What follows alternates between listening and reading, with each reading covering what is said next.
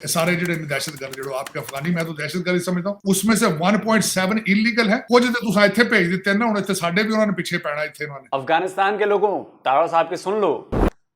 नमस्कार दोस्तों, DD react के एक और रिएक्शन वीडियो में आप सभी का स्वागत है। मैं हूं आलोक। तो आज जो वीडियो लेकर आए हूं वो वीडियो है कमर चीमा जी का, जिसमें वो साजिद तारड़ से बात कर रहे हैं और इसका टाइटल है Tarar says Modi talk of startups for youth but Pakistan youth joining militants and fighting state. बड़ा इंटरेस्टिंग टॉपिक है सर, इससे आपको मेंटालिटी का पता चलेगा। तो चलिए भाई देखते हैं कि तारड़ साहब क्या बातें बता रहे हैं। इंटरेस्टिंग होगा सुनना। सो मच तारड़ साहब, दो तीन बड़ी इंपॉर्टेंट डेवलपमेंट्स हैं। एक तो हम देखते हैं कि भारत के अंदर इस वक्त इलेक्शन कैंपेन चल रही है। मैं देख रहा था नरेंद्र मोदी साहब कह रहे हैं कि इंडिया के अंदर जो स्टार्टअप्स हैं वो उसमें इंडिया की यूथ इंटरेस्टेड है। तारड़ साहब, पाकिस्तान के अंदर तो रोज़ाना हमले हो रहे हैं। आज एक हमला हुआ है ग्वादर पोर्ट के करीब, जिस पे आपको पता है चाइना ने बड़ी इन्वेस्टमेंट की हुई है, अरबों डॉलर की इन्वेस्टमेंट है। 2 हमारे फौजी शहीद हो गए हैं, 8 दहशतगर्द मारे गए हैं। तारड़ साहब, हमने तो नॉर्मल चीज़ें करनी थी लेकिन हम मुश्किल में फंसते जा रहे हैं। और तारड़ साहब, आज एक और बड़ा इम्पॉर्टेंट डे है कि अमेरिकी कांग्रेस के अंदर अमेरिका के जो असिस्टेंट सेक्रेटरी ऑफ स्टेट हैं डोनाल्ड लू, वो पेश हुए हैं और वो कहते हैं कि ये जो इमरान खान ने साइफर की इल्ज़ामात लगाए थे ये कॉन्स्पिरेसी थ्योरी थी। ये आज अमेरिकी स्टेट डिपार्टमेंट ने ऑफिशियली कांग्रेस में इस पे बात कर दी है। तारड़ साहब, कैसे देखते हैं इन इश्यूज को? चीमा साहब, डोनाल्ड लू का एक तो आज वो पेश हुए, पेश होने से पहले उन्होंने एक इसका रिटर्न जवाब भी दिया था, जिसके अंदर उन्होंने अपने ऑब्जर्वेशंस बताई। उन्होंने खासकर पेशावर के अंदर जब वो एक जूनियर ऑफिसर वहां पे रहे आज से 30 साल पहले 1993 में, उन्होंने उसका भी उसमें जिक्र किया था। फिर उन्होंने बताया कि 1993 के इलेक्शंस में जब जिसमें बेनजीर और नवाज शरीफ साहब आमने सामने थे, उसके बारे में उन्होंने बताया कि दर हकीकत यही उन्होंने उसमें कहा था कि ये इलेक्शन वाला जो काम है ये आज कोई नया नहीं है, 93 में भी इसी तरह के काम होते थे। उन्होंने उसमें भी अपने रिजर्वेशन का इजहार किया है। लेकिन आज जो उन्होंने और उसके अंदर भी उन्होंने कहा था कि उस लेटर के अंदर भी कि और उस आज फिर उन्होंने वही दोबारा रिपीट भी किया है कि उन्हें उनकी ऑब्जर्वेशन अपनी जाति क्या है, जिसके बारे में उन्होंने खासकर इंटरनेट का उस दिन ना होना उसके बारे में उन्होंने बात की है। और उन्होंने उसके बारे में रिकमेंडेशन बताई कि लोगों को जो ऑब्जर्वेशन टीम थी उसको नजदीक नहीं जाने दिया इलेक्शन के अंदर। और फिर उन्होंने इस चीज का भी इजहार किया कि सहाफियों के साथ जो है वो अच्छा सलूक नहीं हो रहा, बिलखसूस फीमेल जर्नलिस्ट उनके हवाले से। लेकिन फिर उन्होंने खास करके उसमें जो सबसे बड़ा बात की कि 6 करोड़ लोगों ने वोट डाले हैं, 2 करोड़ खवातीन थी जिन्होंने वोट डाले। लेकिन उसमें उन्होंने खुल के इस चीज का आज इजहार किया है कि जो साइफर है वो बिल्कुल सरासर झूठ है। उन्होंने बिल्कुल इसमें क्लियर कहा है और उसके अंदर अमेरिका का कोई किरदार नहीं है। दर हकीकत मैं तो मुसलसल माजी में भी ये कहता रहा हूं कि हुकूमतें इस तरह चेंज नहीं की जाती कि जब लोग पीछे बैठ के स्टाफ नोट ले रहा हो तो आप कहें जी हम रिजीम चेंज कर रहे हैं। फिर खान साहब ने उसके ऊपर खुद ज्यादती की है, 55 जलसे किए, साइफर जेब से निकाल के साथ खुद ही अब इस वक्त अमेरिका के कदमों में लेट रहे हैं। इस वक्त पीटीआई अमेरिका इतना पैसा पंप कर रही है जिसकी हद कोरी लाबी के अंदर। मुझे आज एक और मैं यहाँ पे अपने खास कर मुझे इजहार करूंगा इसकी चीज का कि जब वहां पे आज साइफर की डोनाल्ड लू की जब हियरिंग चल रही थी तो पीछे मुर्शद के मुरीद वहां भी बैठे हुए थे, उन्होंने पीछे से नारे लगाए। जिस तरह के लौंडे लपाड़े अगले दिन आईएमएफ के सामने थे, उसी तरह के लौंडे लपाड़े आज वहां बैठे थे पीछे, उन्होंने नारे लगाए हैं।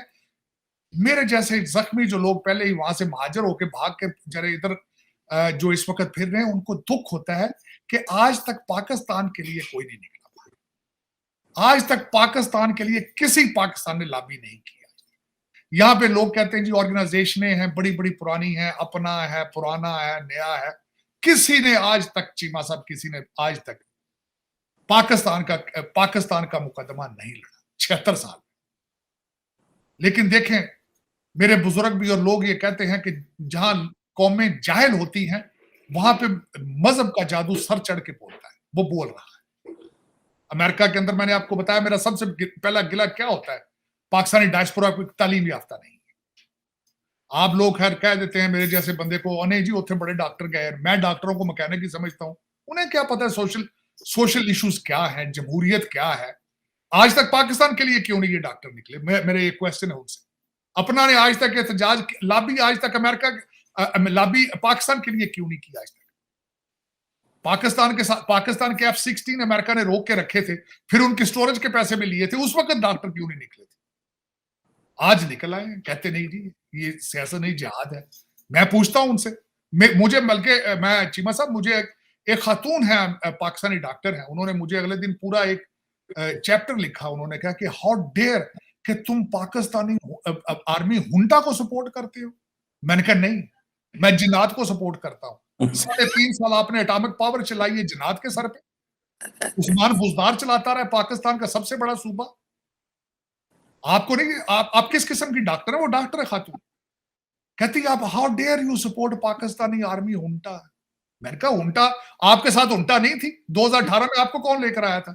मैं कहा जनरल फैज हमीद आर्मी में नहीं था, वो जनरल बाजवा सिविलियन था।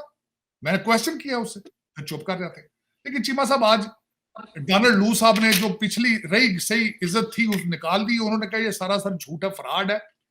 आपने 55 जलसे करके आज आप उन्हीं सेनेटरों कांग्रेसमैनों के कदमों में लेट रहे हैं आप कि सानू माफी लै दो, सानू माफी लै दो। लेकिन ज्यादती आज भी ज्यादती हुई है। लेकिन चले चीमा साहब, आज मैं दूसरा जो मैं आज फिर एक सख्त वाकया हुआ जिसपे बल्कि मुझे एतराज है कि आज ग्वादर पोर्ट की कॉलोनी के अंदर उन्होंने फिर हमला किया, 2 अफसरान को वहां पे शहीद किया। ज्यादती है। मजीद ब्रिगेड है जिसने हमला किया, जिसने हमले की जिम्मेदारी कबूल की है। मजीद ब्रिगेड कौन है? ये जुल्फकार अली भुट्टो के ऊपर एक उनके अपना गार्ड था, मजीद उसका नाम था, उसने हमला किया था, बलोची था उसके नाम पर, उन्होंने मजीद ब्रिगेड बनाया, उसने इसकी हमले की जिम्मेदारी कबूल कर रही है। लेकिन आज मैं मिन्नत करूंगा पाकिस्तानी इदारों से, अनफ इज अनफ। जिस तरह आपने अफगानिस्तान के अगले दिन आपने अंदर जाके घुस के उसका जवाब दिया है, प्लीज उसी तरह इसको हैंडल करें। Enough is enough. क्योंकि इकॉनमी आपका सबसे बड़ा प्रॉब्लम है, करप्शन आपका सबसे बड़ा प्रॉब्लम है। खुदारा आप स्मगलिंग रोकें। एक तो सबसे बड़ी बात चीमा साहब, जो मैं आपके अदादो शुमार देख रहा था, सबसे ज्यादा हमले आपके सूबा सरहद केपी के और सूबा बलोचिस्तान में हुए। क्यों हुए हैं? क्योंकि दोनों के बॉर्डर अफगानिस्तान के साथ मिलते हैं और अफगानिस्तान की दहशतगर्दी के साथ आपकी स्मगलिंग इन्वॉल्व है। जब स्मगलिंग करते हैं दहशतगर्दों पे आप हाथ हौला रखते हैं। खुदारा इन चीजों को रोके। आज जो बच्चे मरे हैं, मैं उनका भी बताना चाहूंगा चीमा साहब, मेरे सख्त ज्यादती 35 साल।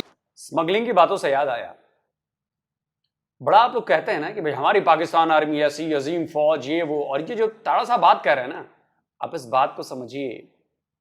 इसके मैं 2 सबूत आपको देता हूं कि पाकिस्तानी फौज किस तरह से स्मगलिंग करती है। एक सबूत मैं देता हूं, अफगानिस्तान की बात कही उन्होंने। अफगानिस्तान में आपको पता नहीं कि अफीम की पैदावार बहुत जबरदस्त होती है और तालिबान की कमाई का एक बहुत बड़ा सोर्स जो है वो अफीम की बिक्री है पूरी दुनिया में। और इसको हैंडल कौन करता है पता है? पाकिस्तानी फौज करती है।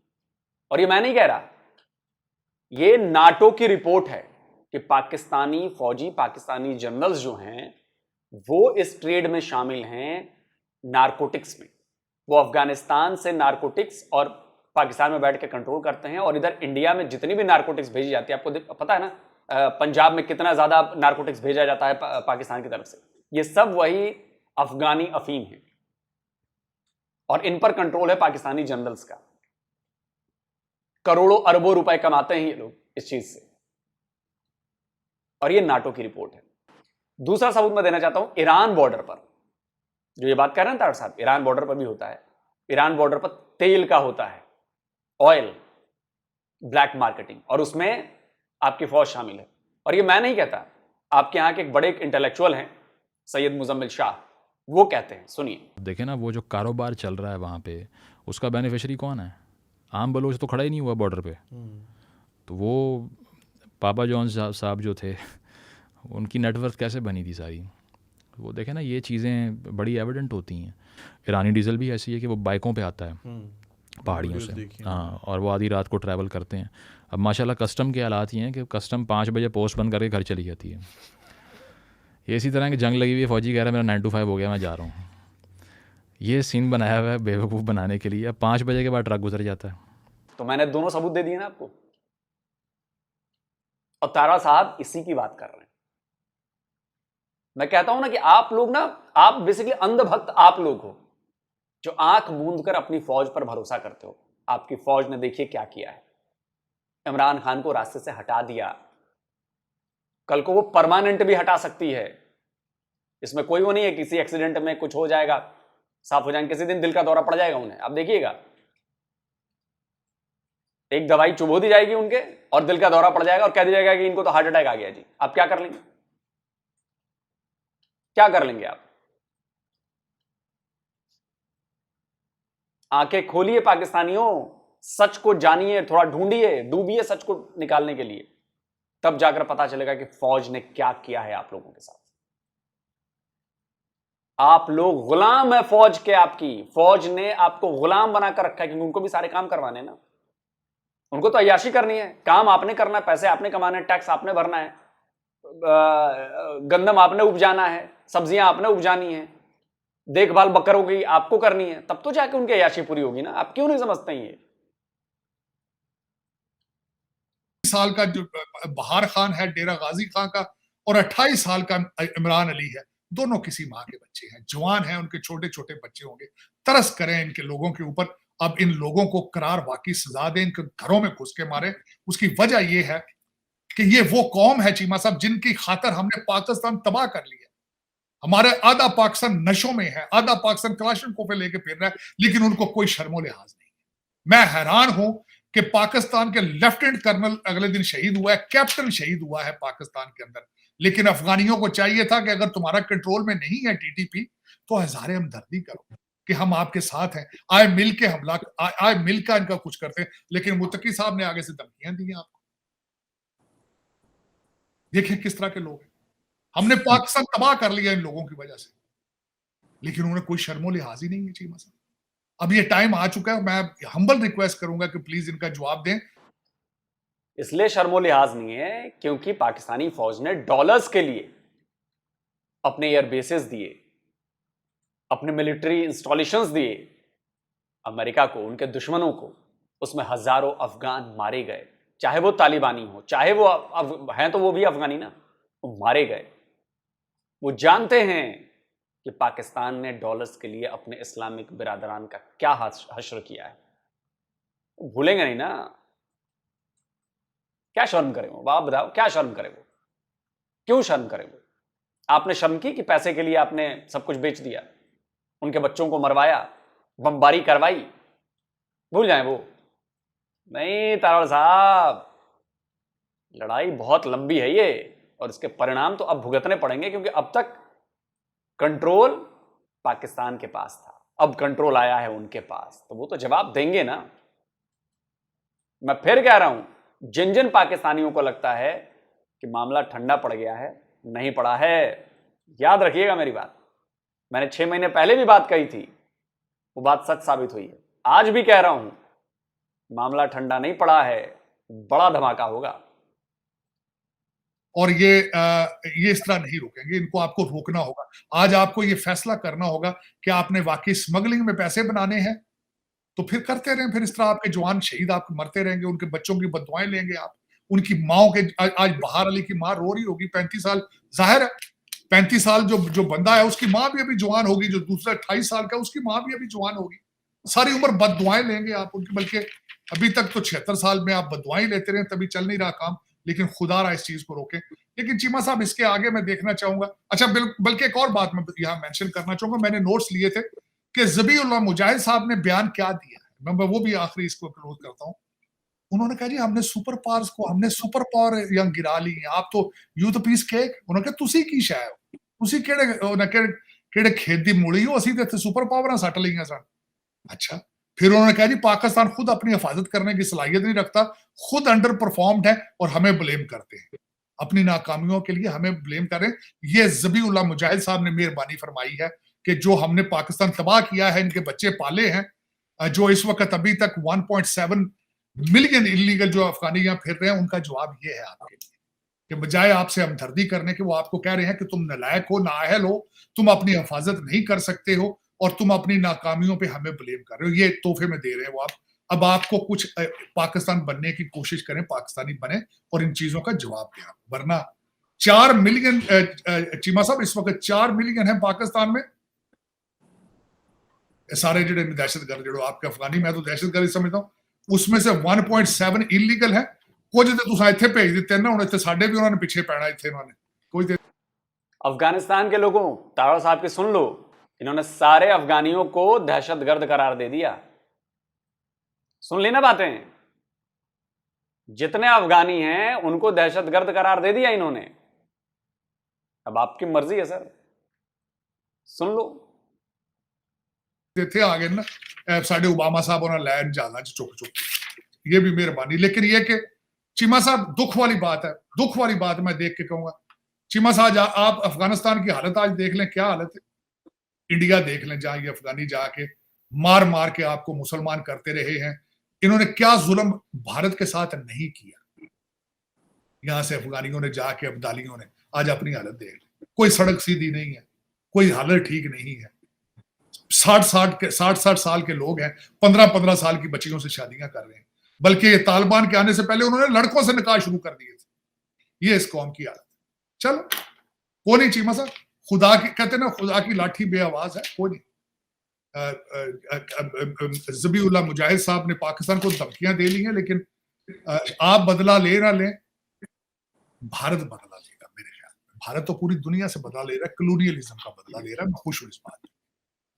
आज बल्कि मुझे थोड़ा सा इत्फाक हुआ है, थोड़ा सा टॉपिक से मैं हटूंगा नहीं। आज मैंने भारत की इकोनॉमी के बारे में जब मैं पढ़ रहा था, तो 1991 तक उनका सोशलिस्ट आइडियाज चलते रहे हैं। नेहरू साहब थे, तो नेहरू साहब सोशलिस्ट क्यों रहे हैं, मैं आज इस चीज पे वो ऐसे था, तो चीमा साहब मुझे पढ़ने का इत्फाक हुआ है जी। तो वो माइंडसेट एंटी कलोनियलिज्म था उनके ज़हन में, एंटी मुगल जो कॉन्सेप्ट। मुगल भी तो देखे ना, इन्वेडर थे, कॉलोनी थी ना अफगानिस्तान की। तो वो दो चीजें होती रही हैं कि ब्रिटिश भी जो थे अपने पसंदीदा ट्रेडर्स, अपने पसंदीदा बिजनेसमैन को प्रमोट करते रहे। इसी तरह पठान भाईजान जो अफगानी थे, वो अपने मुसलमान चंद पसंदीदा लोगों को प्रमोट करते रहे। उसके रिटेलिएशन में नेहरू साहब समझते थे कि we need to take the control of economy in our own hands. और 1947 तक, 1947 से लेके 1991 तक उन्होंने सोशलिस्ट एजेंडा, और उसको उन्होंने नाम, जिस ऐसे को मैं पढ़ रहा था उसके अंदर उन्होंने उसको नाम दिया था लाइसेंस। उसका नाम उन्होंने रखा था कि ये उसको उन्होंने चीमा साहब उसको लाइसेंस राज, कि ब्यूरोक्रेट जिसको लाइसेंस देते थे वो अमीर हो जाते थे, जिसको लाइसेंस नहीं देते थे वो गरीब रहते थे। और जो पीरियड था उस वक्त, जो सबसे बड़ी जो बैलेंस ऑफ पेमेंट उनका जो था 1991 में क्रैश किया। और उसके बाद जो नरसिम्हा राव थे और हीरो जो थे उसके अंदर मनमोहन सिंह थे, और उनके साथ माडेक सिंह आलूवालिया उनके साथ टेक्नोक्रेट थे, और एक जो थे वो वाइस रीडी थे जो उनके साथ टेक्नोक्रेट थे, जिन्होंने इस सारे लाइसेंस राज को खत्म किया था। और जो उसमें सबसे बड़ी खूबसूरती है, बल्कि आज भी मैं तो हमेशा चीमा साहब इस चीज पे बिलीव करता हूं कि आप कोई अच्छी चीज खुद ना कर सके तो किसी अच्छी चीज की कॉपी कर लेनी चाहिए। IMF का जो पहला पैकेज भारत ने, मनमोहन सिंह ने बनाया था, वो पैकेज खुद तैयार करके उन्होंने IMF को दिया था, प्लान सारा, कि this is the plan we want to enforce in the future. IMF उनका बजट नहीं बनाता था, IMF आके उनकी इंस्पेक्शन नहीं करता था। मनमोहन सिंह, मिस्टर सिंह आलूवालिया और वाइस रीडी, इन्होंने तीनों ने मिलकर प्लान अपना खुद बनाया था IMF का, जो दिया गया था। और उसको कंटिन्यू किया नरसिम्हा राव के बाद वाजपेयी ने। Vajpayee was the BJP man. और जब मैं पढ़ रहा था तो उसमें उन्होंने डिफाइन किया कि बीजेपी को उन्होंने रिपब्लिकन पार्टी के साथ फ्री एंटरप्राइज और बिजनेस ओरिएंटेड उन्होंने, और रिपब्लिकन के साथ उन्होंने कंपेयर किया, वर्सेस नेहरू को उन्होंने democrat as a democrat party उसकी कंपैरिजन किया। वंडरफुल कंपैरिजन, जो मुझे आज इत्तेफाक हुआ है, मैं समझ रहा था कि मैं शेयर करूं। आज भारत की per capita income $2,400 a month, wonderful, $3.2 trillion की इकोनॉमी। लेकिन 1991 से सफर शुरू हुआ है, कोई लंबा सफर नहीं है। अगर आज भी पाकिस्तान में से कोई हिम्मत करना चाहे तो इट इज पॉसिबल फ्यूचर में। अब अगली जो बात जो चीमा साहब मुझे आज सबसे ज्यादा अफसोस हुआ है, अगले दिन मैंने ख्वाजा साहब, ये बात सही है। देखिए 91 में ये वो दौर था जब हमारा फॉरेक्स रिजर्व बहुत कम हो गया था, क्योंकि हम एड पर नहीं बनते थे ना पाकिस्तान की तरफ। पाकिस्तान को तो एड से आता था तो फॉरेक्स रिजर्व बढ़ जाते थे, तो सोना गिरवी रखना पड़ा, कुछ सोना बेचना पड़ा। हमने वो दिन भी देखे हैं, और ये ज्यादा पुरानी बात नहीं है, 32 साल पुरानी बात है भाई। 32 ईयर्स ओनली। हमारी इकॉनमी खराब हो गई थी, मतलब पाकिस्तान से अच्छी थी, इतनी बुरी नहीं थी हमारी। हाँ, उसमें पर कैपिटा इनकम में पाकिस्तान हमसे आगे था। पर कैपिटा इनकम वो होता है जो मतलब ऑन एन एवरेज कि हर आदमी एनुअली कितना पैसा कमा रहा है उस देश का, तो उसमें पाकिस्तान आगे हो गया था भाई। जनसंख्या भी कम थी ना। लेकिन उसके बाद हमने मेहनत शुरू की, और देखिए आपने एक चीज गौर की, वहां पर वाजपेयी जी भी साथ हो गए उनके, क्योंकि तब देश को बचाना था। मुझे किस्सा याद आता है। किस्सा क्या, वो बात है कि जब वाजपेयी जी पीएम बने तो वो संसद भवन में आ रहे थे, तो बहुत पुरानी नेहरू जी की तस्वीर टंगी थी, तो वो हटा दी गई। तो वाजपेयी जी ने कहा कि भाई तस्वीर कहाँ गई? तो बोले कि नहीं, वो आपकी सरकार आ गई ना, बीजेपी की, वो आपके विरोधी रहे हैं और ऐसा वैसा। बोले कि तो क्या हुआ?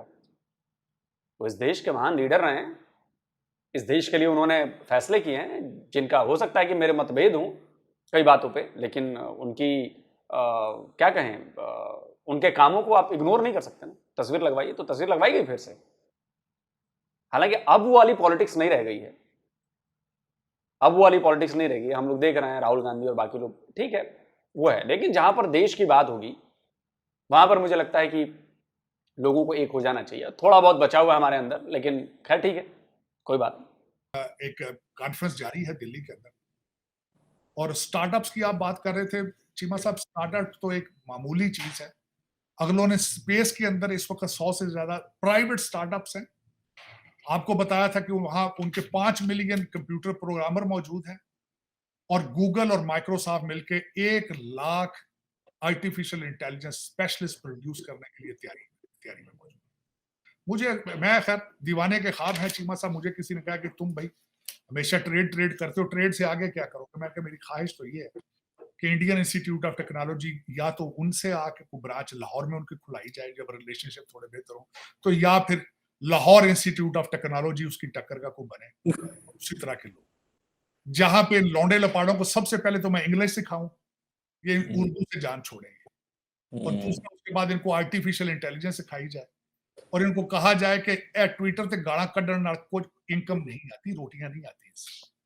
मेरे मुर्शद ने ये अच्छा आप कहते हैं स्टार्टअप पाकिस्तान, तो पीटीआई स्टार्टअप नहीं तो और की है चीमा साहब, ये भी तो स्टार्टअप ही है। 1,25,000 मेरे मुर्शद ने पीटीआई का लौंडा लपाड़ा हायर किया था, 1,25,000। ये भी तो startup. Best example of the online तमाशा, सबसे बड़ा स्टार्टअप है ये भी स्टार्टअप। मैं तो स्टार्टअप ही कहता हूँ। देखे ना वो हर चीज ऑनलाइन है, हर चीज ही ऑनलाइन है। तो चीमा साहब दर हकीकत आपको लीडरशिप की जरूरत है आज भी मेरे ख्याल में, सिंसियर लीडरशिप, पाकिस्तानी लीडरशिप, उसकी जरूरत है। इश्तिहार दो अखबार च किसे चंगे जी मैं कहता जो टैलेंट गुआचे लभी है उन्होंने। ताड़ साहब, अमेरिका की बात हो रही है, अमेरिकी कांग्रेस में भी चलिए सर, हो गई बात। अब जो बात होनी थी वो करीब करीब हो गई, सारे टॉपिक कवर हो गए। अब देखिए स्टार्टअप की बात है, आपको मैं बताता हूँ। यूनिकॉर्न कंपनीज आप जानते होंगे, जो $1 बिलियन और इसके इक्विवेलेंट का उनका नेटवर्थ हो जाती है, रेवेन्यू हो जाता है, कुछ ऐसा है। आप सोचिए कि दुनिया में स्टार्टअप्स के मामले में हम नंबर 3 यानी कि यूनिकॉर्न कंपनीज के मामले में नंबर 3 पर आ गए हैं सर। ये है हमारी यूथ नंबर 3 पर। 100 से ज्यादा कंपनियां यूनिकॉर्न कंपनीज बन चुकी हैं भारत की, 100 से ज्यादा। कैसे? आइडिया, इनोवेशन, काम करने की इच्छा। हो सकता है हैप्पीनेस इंडेक्स में हम नीचे हों, क्योंकि हमारे अंदर इतना कूट कूट कर भरा है कि हमें ये चीज अचीव करनी है, तो वो खुश होकर तो अचीव नहीं की जा सकती। वो मेहनत करके, टेंशन में आके, तनाव में आके वो चीज करनी पड़ती है, तभी आप कुछ हासिल कर पाते हैं। तो आज हम दुनिया में नंबर 3 पर बैठे हुए हैं स्टार्टअप यूनिकॉर्न कंपनीज के मामले में, स्टार्टअप्स के मामले में। आपने स्टार्टअप की बात की है, अच्छी भली जॉब थी मेरी, ठीक ठाक मोटी सैलरी थी, ठीक ठाक चल रहा था सब कुछ, लेकिन मैंने भी स्टार्टअप किया, अपनी कंपनी बनाई, रजिस्टर कराया, बाय लॉ जा रहा हूं, कंपनी बनाई है, ऑफिस लिया है, लोग काम कर रहे हैं। ये भी एक स्टार्टअप है, छोटा ही सही, स्टार्टअप तो है। तो किया है ना।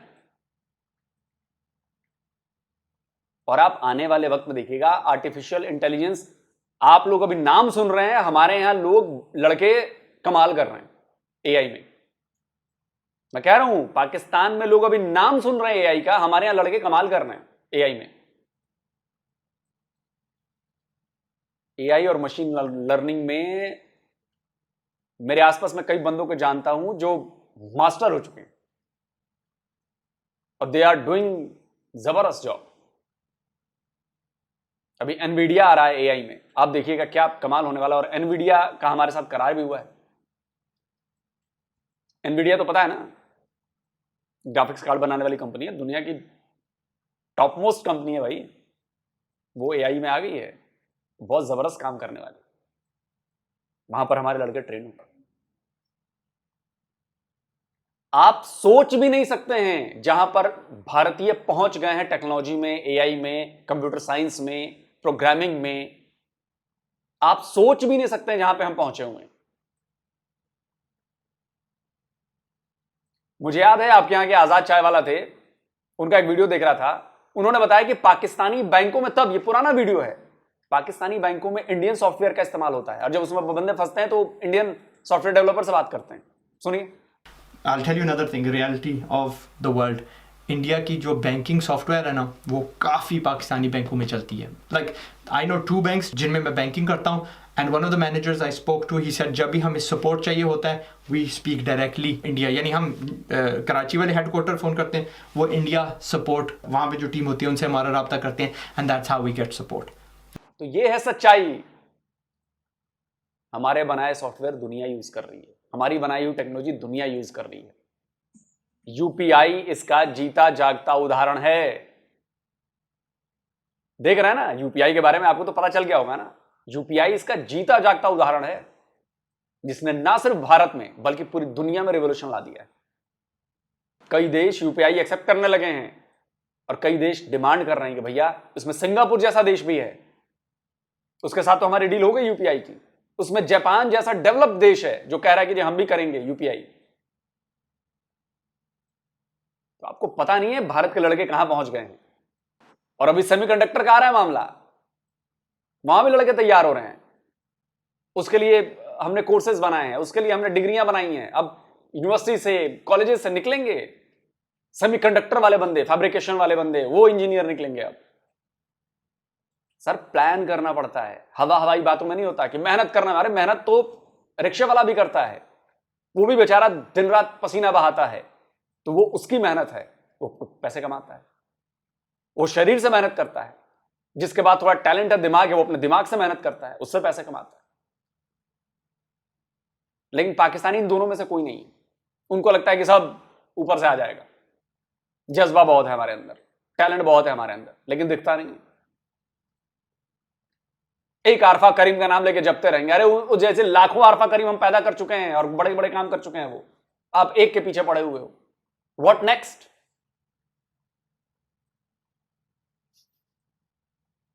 और ये बात सही है, स्पेस की कंपनीज प्राइवेट चल रही हैं, रॉकेट छोड़े जा रहे हैं प्राइवेटली, और आप लोग अभी अपना एक रॉकेट नहीं उड़ा पाए, वो अपने हाथ से बनाया हुआ। क्या कंपीट करोगे यार? कहां घुसा हुआ है टैलेंट, कहां है जज्बा? लेकर तो आओ 76 ईयर्स में। चोरी में, मक्कारी में, बेईमानी में, इन सब में टैलेंट आपका दिखता है, इधर नहीं दिखेगा। कमेंट करके आप जरूर बताएं कैसी बातें लगी। जल्दी मिलता हूं एक और नए वीडियो के साथ। नमस्कार, जय हिंद।